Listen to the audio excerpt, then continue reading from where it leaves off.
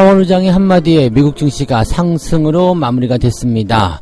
자, 하락 출발을 하면서 우려감을 또다시 만들었었던 미국 증시였지만 파월 의장이 괜찮다 이 한마디를 하면서 미국 증시가 상승세를 보였죠. 자, 긴축을 하더라도 미국 경제는 충분히 버틸 수 있다라는 이야기도 했었고요.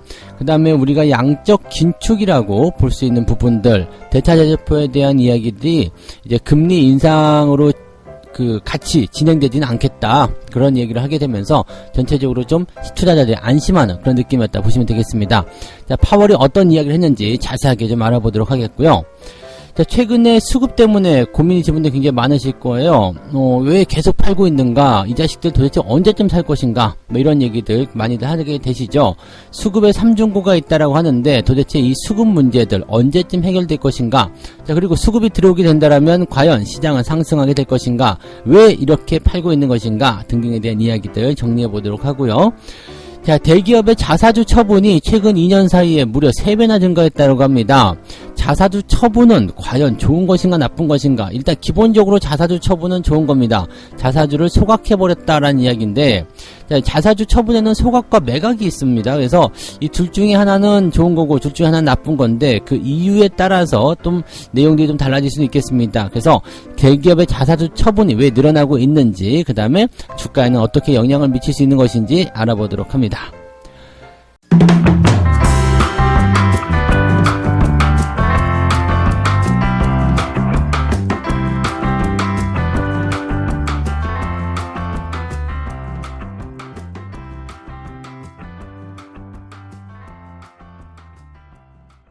네, 반갑습니다. 오늘은 1월 12일 수요일입니다. 오, 날씨 왜 이렇게 춥습니까? 네, 당연히 겨울이니까 춥긴 추운 건데 확실히 1월달이 겨울 중에서 가장 추운 달인 것 같기는 합니다. 네, 건강 반드시 조심하시기 바라고요. 날씨가 추우니까 웬만하면 밖에 나가지 마시고 이불 속에서 따뜻하게 겨울 보내시기 바랍니다.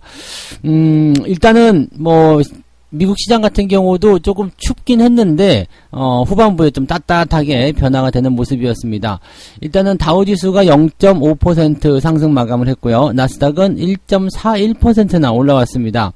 다시 15,000포인트 위로 쭉 올라서는 모습이었죠. 다우지수는 여전히 36,000포인트, 나스닥은 15,000포인트 유지해주고 있다. 시장의 우려감은 크지 않다라는 부분이 좀 될 것 같죠.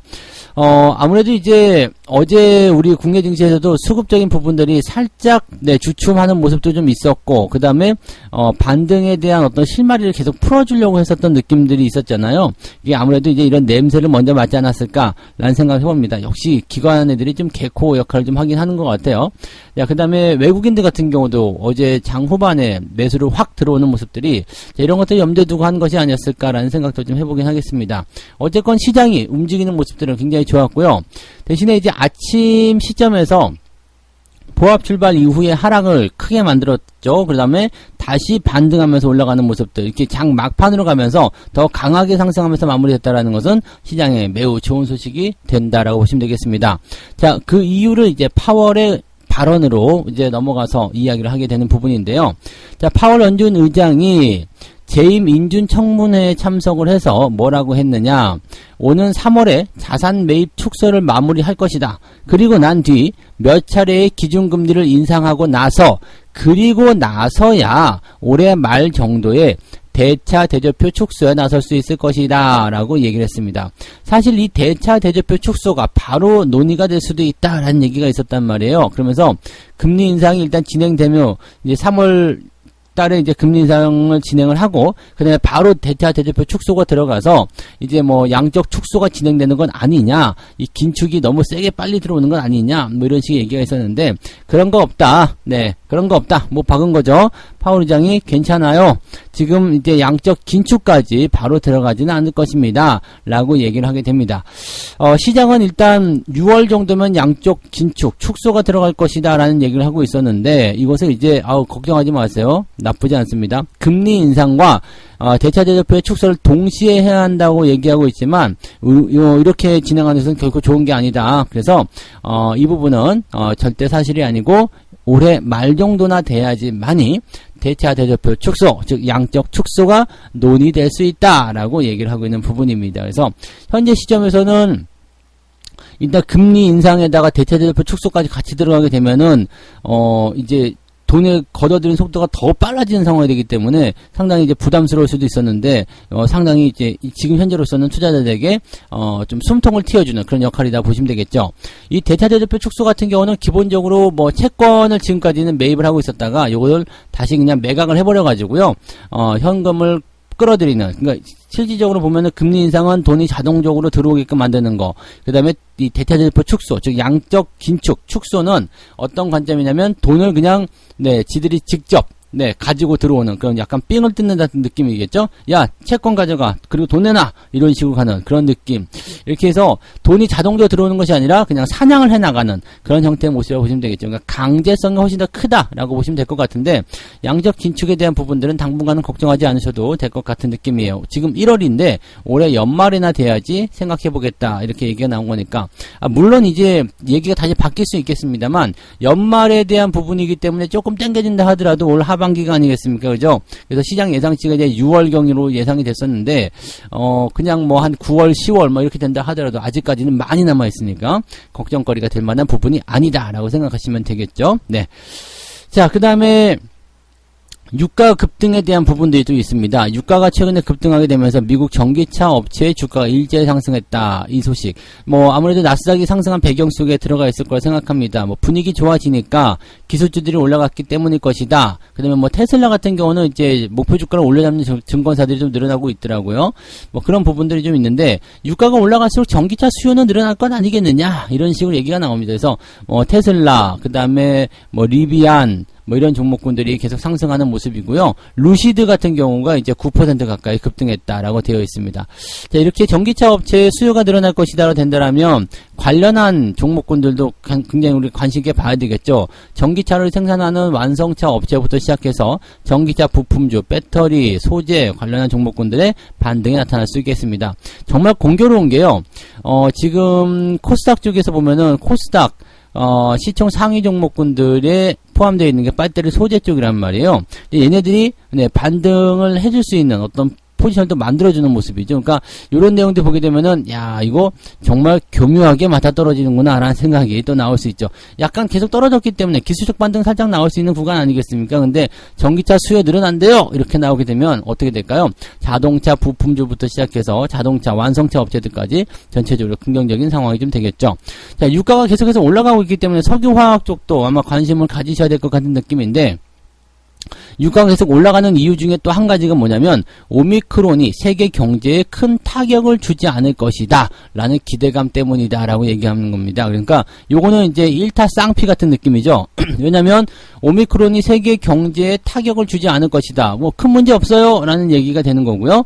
국제 유가가 올라가면서 뭐 전기차라든지 이런 쪽에 수요가 늘어난다. 그러니까 약간의 일타 쌍피 느낌. 경기도 좋아지게 되고 유가가 상승함에 따른 그런 전체적인 그 업종의 개선들이 일어나는 그 효과를 가져오게 된다라고 보시면 되겠죠. 뭐 일단 기술주의 상승 때문에 들어갔을 것이다라고 볼 수도 있겠습니다만, 전반적으로 느낌들은 주가가 이제 단기적 조정을 받았으니까, 훌륭히 받았으니까 이제 반등 좀 해보자, 이런 식으로 끌고 가는 느낌이 아닐까 라고 판단이 되는 내용이겠습니다. 뭐 내용 자체가 오늘 굉장히 밝고 좋습니다. 그리고 주가의 어떤 흐름 자체도요, 하락 이후에 상승으로 갔기 때문에 상당히 이거는 긍정적이고, 좀 뭐라 그럴까, 우리한테 좀 힘을 북돋아줄 수 있는 그런 형태의 느낌이 아니었을까 생각합니다. 어제 수급의 변화가 상당히 좀 쫀쫀하게 잘 들어갔었는데, 오늘 국내 증시에 좋은 영향으로 그대로 적용될 수 있지 않겠는가 생각합니다. 그래서 오늘은 주가 상승을 조금 노려보셔도 좋지 않을까라고 생각됩니다. 어제 매수를 한번 들어가신 분들은 오늘 바로 상승으로 전환되는 그런 어떤 수익 전환이라든지 또는 손실 회복, 이런 것들을 또 노려볼 수가 있을 것 같습니다. 네. 자, 두 번째 이야기 넘어갈게요. 항상 이제 시장에는 문제거리가 하나 있는 게 이제 수급이에요. 외국인들은 매수를 계속해서 하고 있는데, 계속 주가는 박스피, 즉 박스권을 전전긍긍하고 있는 모습이고요. 또 기관들 같은 경우는 계속 팔고 있단 말이죠. 그러니까 외국인들은 사고 있는데 도대체 왜 그래요? 라고 얘기하실 수도 있습니다. 근데 뭐 그냥 결론부터 말씀드리면, 외국인들이 매수를 하기 시작했다 해가지고 주가가 뭐 바로 올라간다 이러면 또 가오 빠지잖아요. 그러니까 사실 뭐 이렇게 얘기하기 좀 그렇겠습니다만, 외국인들이 매수를 충분히 할 수 있는 시간을 벌어줘야 될 필요성이 있습니다. 즉 매집에 대한 단계라고 생각하셔야 되는 거고요. 외국인들이 들어왔다고 해서 당장 주가가 올라갈 수 있는 부분이 아니라 시간을 좀 두고 좀 애간장을 태워야지 되는 거죠. 그리고 이 애간장을 태우는 기간 동안에 개인들의 매도가 나오거나 뭐 이런 상황이 벌어졌을 때 지들이 물량을 받아가는 형태로 진행이 된다. 이렇게 생각하시면 되겠죠. 근데 이제 매도에 대한 포인트는 일단 외국인들이 최근 그 1월 들어서면서요. 개인이 2조 2,600억 원, 그 다음에 외국인도 2조 2천억 원을 사들였는데 기관이 무려 4조 4,600억을 팔았습니다. 그러니까 4조 5천억을 팔아치웠다는 얘기죠. 그러니까 어마어마하게 팔아먹는 모습이고요.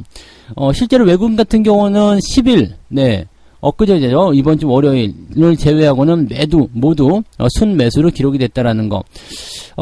지금 외국인들의 매수가 이렇게 강하게 유입이 되고 있는 것은 매우 긍정적으로 볼 수 있는 부분이에요. 그리고 외국인들이 도대체 어떤 종목을 좋아하는지, 어떤 종목에 관심을 갖고 있는지 우리가 생각을 해야 되는 그런 상황이라고 좀 보셔야 됩니다.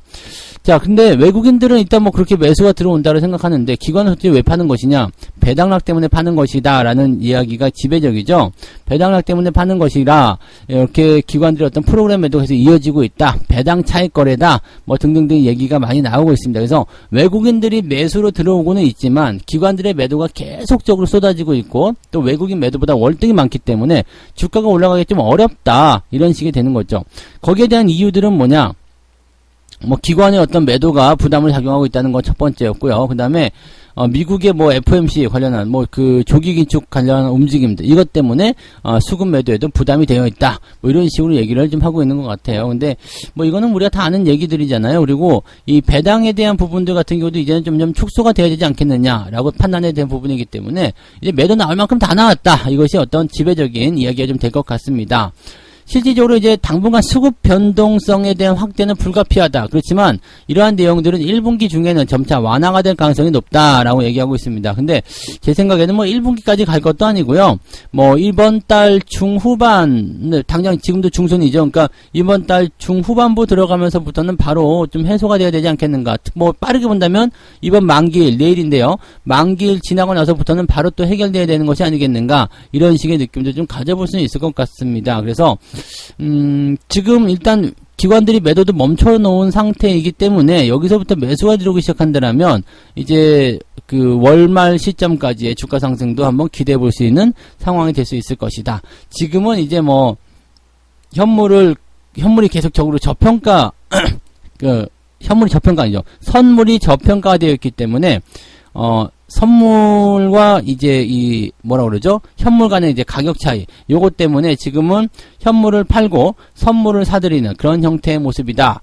그러니까 이게 뭐 이걸 뭐라 그러죠? 백어데이션? 네, 그러니까 선물 가격이 더 낮은 상황이란 거죠. 그러니까 저평가. 그래서 선물을 사야 되고 현물을 팔아치우는 그런 형태. 그동안 같은 경우는요. 그 선물을 팔고 현물을 샀잖아요. 배당을 받아야 되기 때문에 이거 되게 좀 헷갈린다. 근데 뭘 사고 뭘 팔고 하는 거 되게 헷갈리는 내용인데 아무튼 내용이 그렇게 가고 있다는 얘기예요. 그래서 지금 이제 현물을 파는, 즉 주식을 팔고 선물을 사들여야 되는 그런 입장으로 진행이 되고 있기 때문에 거기에 대한 영향이 계속 많은데 이게 이제 뭐 배당 때문이었다라고 판단할 수 있기 때문에 이 매도 물량은 거의 줄어들었을 것이다라고 판단하시는 부분이 되는 것 같고요. 대체적으로 이제 뭐 미국이 어떤 긴축에 대한 가능성이나 이런 것들이 부담감을 주고 있습니다만 뭐 앞서 설명드렸듯이 이제 긴축 양적 축소에 대한 부분은 월말로 이제 넘어간 상황이 돼버렸기 때문에 연말이죠. 연말로 넘어간 시점이 돼버렸기 때문에 당장은 큰 영향이 없을 것이라 생각됩니다. 그래서 여기에 대한 부분들보다는 이제 서서히 매도에 대한 부분들을 정리하고 매수로 유입할 수 있는 그런 가능성들이 열리지 않겠느냐 이렇게 판단해 보셔도 좋을 것 같습니다. 수급만 들어오게 된다면 시장이 올라가는 것은 뭐 당연한 얘기 아니겠습니까? 그래서 지금 좋아진 분위기 속에서 다시 수급이 개선될 수 있는 상황으로 넘어가게 된다면 시장은 조금 더 상승해서 이번에는 또 박스권 돌파에 대한 부분도 기대를 해봐야 되겠죠. 3,000포인트 정도는 금방 넘어갈 수 있다 이렇게 생각하셔도 좋을 것 같습니다. 네. 자, 세 번째 이야기. 자사주의 처분이 2년 사이에 3배 늘었다. 어디요? 대기업의 자사주 처분. 그러니까 대기업들이 최근에 이제 자사주 처분을 계속해서 하고 있다라는 이야기인데 최근 2년 동안에 그 규모가 계속 커지고 있다라고 합니다. 지금 자사주 처분의 규모가 4조 5천억을 넘어서는 2년 사이에 3배 증가를 하고 있다. 그러니까 2년 전만 하더라도 1조 원대였는데 지금은 이제 4조 5천 원대로 넘어섰다. 이렇게 얘기가 되는 부분이겠죠. 2019년도 자사주의 취득 규모도 이제 3조 6천억 정도가 됐었고요. 그 다음에 2020년도에 4조 7천억. 그 다음에 작년 같은 경우가 3조 3천억 정도로 이제, 약간 이제 변화가 좀 있었습니다. 근데 자사주 소각에 대한 규모가 상당히 크다라고 보시면 되겠고요. 자사주 소각을 하는, 자사주 처분을 하는 그 부분은 첫 번째는 자사주 소각이죠.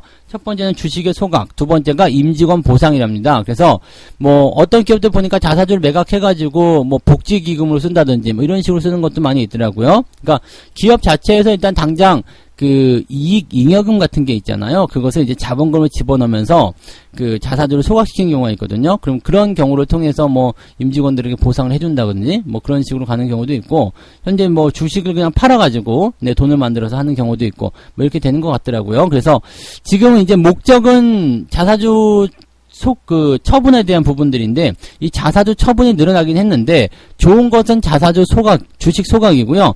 조금 이제 시장에 부담이 될 수 있는 것은 임직원의 보상이다. 이렇게 보시면 되겠죠.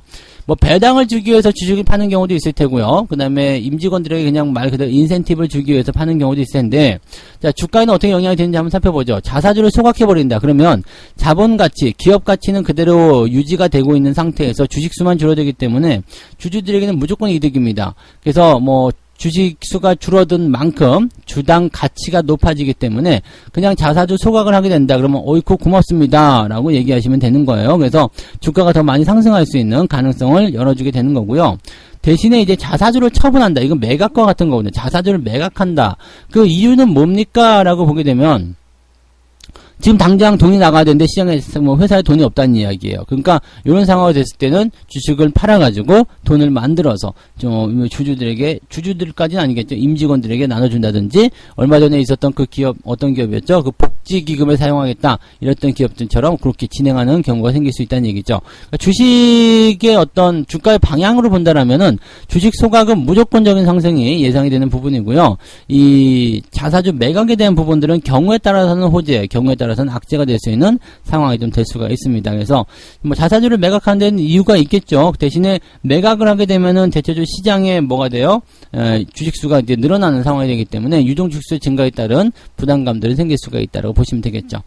실제적으로 근데 올해 최근에 이 자사주 매각 그 이후에 그 뭐 자사주 처분을 할 때 자사주 소각에 대한 규모가 지금 보면은 2019년도에 8천억 정도였는데 2021년도에는 2조 3천억으로 엄청나게 늘어났어요. 그러니까 주식 소각을 통해서 주가를 끌어올리는 그런 역할을 많이 하고 있다라는 이야기죠. 또는 돈을 잘 벌어서 이런 식으로 주식수를 줄이는 그런 형태로 가고 있다. 뭐 주주 가치 제고에 따른 그런 부분을 통해서 뭔가 이미지를 좋게 만들려고 하는 움직임도 나오고 있는 것 같다. 이렇게 보시면 되겠죠. 직원에 대한 보상 같은 경우는 그게 많지는 않습니다만 그래도 많이 늘었어요. 2019년도에는 1,500억 밖에 안 됐는데요. 지난해 2021년도에는 무려 1조 1,000억 원이 늘었습니다. 거의 뭐 1조 원 정도 늘어난 셈이기 때문에 직원들에게 나눠주는 그런 어떤 인센티브 형식의 그런 모습도 굉장히 많이 보였다라고 보시면 되겠습니다. 이렇게 자사주를 매각한 상황이 되는 거는 별로 좋지는 않겠습니다만, 이렇게 뭐 보너스를 주기 위해서 또는 뭐 이렇게 주주 가치를 좀 높여주기 위해서 이렇게 하는 것들은 나쁜 것은 아니다라고 생각해 보시면 좋을 것 같습니다. 자사주에 대한 부분들이 계속적으로 이제 그 시장에서 규모가 커짐에 따라서 자사주 소각에 대한 그런 기업들이 많이 늘어나게 된다면 기업의 주가는 더 많이 올라가서 시장의 체력도 더 많이 튼튼해질 수 있는 상황이지 않겠는가라고 판단됩니다. 그리고 기업들이 뭐 실적을 잘 만들어내서 이익 잉여금에 대한 조정 뭐 이런 것들을 통한 부분이 생긴다면 더 좋겠죠. 네, 그래서 그런 부분들을 접근하셔도 좋겠습니다. 뭐 나쁜 소식은 없었던 것 같습니다. 자, 그래서 오늘 세 가지 이야기 전달해 드렸는데, 파월의 한마디에 미국 증시가 반등했다. 자, 국내 증시도 한번 기대해 볼만 하겠고요. 뭐 기술주의 상승이라든지 그다음에 금리에 대한 어떤 걱정거리가 많이 줄어들었다라는 부분들 참고하시면 되겠습니다. 수급이 3중고, 외국인들이 매수가 들어오고 있지만 실질적으로 수급적인 측면에서는 부담감이 많이 있다. 이런 내용들이라고 보시면 되겠는데, 이것도 조만간 해소가 될 것이다라는 전망이 나오고 있기 때문에 큰 걱정은 안 해도 되겠다. 이렇게 말씀드릴 수 있겠고요. 대기업의 자사주 처분이 2년 사이에 3배 정도 증가를 했는데, 자사주 이 처분에 대한 부분들은 소각, 그 다음에 매각 이렇게 되는데 소각은 무조건 좋은 거고요. 매각 같은 경우는 이제 그 내용에 따라서 달라질 수가 있겠죠. 그래서 직원들에 대한 보상을 목적으로 하는 그런 매각이 많이 늘어나 있다라고 되어 있는 상황인데 뭐 지금까지는 자사주를 처분하는 부분들이 주가에 큰 영향은 없었을 것 같긴 한데 뭐 소각 말고 매각이었다라면 그 용도에 따라서 주가가 변할 수는 있다. 하지만 대체적으로 규모가 점점 늘어나면서 주주가치 제고에 대한 생각들을 많이 하고 있는 것이 보여지고 있다. 이렇게 판단하시면 되겠습니다. 자, 책 한 곡 읽고 마무리하겠습니다. 400년 증시 역사는 폭등과 폭락의 반복이었다. 또 등락은 철저히 사람들의 심리를 반영하고 있다. 놀라서 당황하거나 신나서 들떠있는 심리가 상승과 하락을 만든다. 따라서 시장 참가자의 심리 상태를 체크하는 것이 타이밍 전략의 핵심이다. 관건은 남들과 반대로다. 주간이 흔들릴 것 같으면 인터넷 연결까지 끊어버려라. 웨이터 추천 메뉴는 안 먹는 것이 좋은 것이다. 네. 나는 근데 외국인 추천 메뉴 먹는데, 그 외국인이 아니지. 그 웨이터 추천 메뉴 먹는데요. 그래서 늘 먹던 걸로 뭐 이렇게 해도 되겠지만, 뭐가 맛있어요? 뭐가 좋아요? 이건 어때요? 등등등 해서 추천을 받아서 먹는 것도 나쁘진 않을 것 같은데요. 뭐, 물론 제가, 입맛이 잡스러워서 그럴지 모르겠지만, 네. 아무튼 남들이 이제 이야기해주는 거, 그런 것들에 너무 귀 기울이지 말라, 이런 이야기죠. 그리고 사람들의 심리가 항상 주식의 방향을 결정하기 때문에 그 심리의 방향성도 꼭 체크해라, 이런 내용으로 받아들이시면 될 것 같습니다. 자, 오늘은 약간 기분 좋게 시장 시작하시고요. 성공 투자 계속 이끌어내시기 바랍니다. 기대 많이 하시고 시장하셔도 좋을 것 같습니다. 저는 장중시황 때 다시 올게요. 고맙습니다. 본 방송에서 제공되는 모든 정보는 투자 판단의 참고 자료이며 투자의 최종 책임은 본 방송을 이용하는 본인에게 있습니다.